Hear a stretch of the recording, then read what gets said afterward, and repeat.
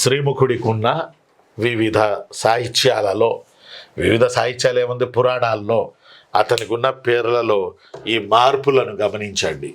బ్రహ్మాండ పురాణం సింద్రకుడు అని పిలిచింది.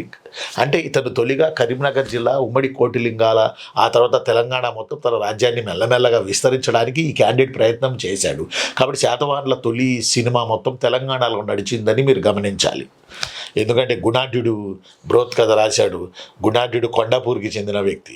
కొండాపూర్ ఆడుంది, హైటెక్ సిటీ కొండాపూర్ కాదు, సంగారెడ్డి దగ్గర కొండాపూర్ ఉంది. అక్కడ శాతవాహనుల నాణ్యాలు దొరికాయి, శాతవాహనులు కట్టిన గ్రామాలు ఉన్నాయి, శాతవాహనుల కాలంలో కట్టిన ఫోర్ట్స్ ఉన్నాయి, ఇప్పటికీ ఉన్నాయి. కొండాపూర్ కనుక మీరు వెళ్ళి చూస్తే సంగారెడ్డి దగ్గర ఉంటుంది కొండాపురం అని. అది రాజధాని కాదు, కానీ అది ఒక పట్టణం శాతవాహనుల పీరియడ్లో.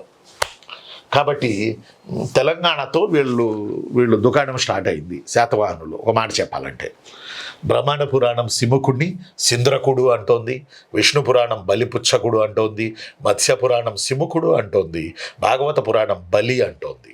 కాబట్టి ఏ పురాణాలు ఏ పేర్లతో పిలిచాయనేది మనకి చాలా ఇంపార్టెంట్ ఎగ్జామినేషన్ పాయింట్ ఆఫ్ వ్యూలో. మరొకసారి చెబుతును కదా, బ్రహ్మాండ పురాణం సింద్రకుడు, విష్ణు పురాణం బలిపుచ్చకుడు, మత్స్య పురాణం సిముకుడు, భాగవత పురాణం బలి, ఇలాంటి పేర్లతో సిముకుడిని పిలిచారు. కొంచెం బాగా గుర్తుపెట్టుకోవాలి.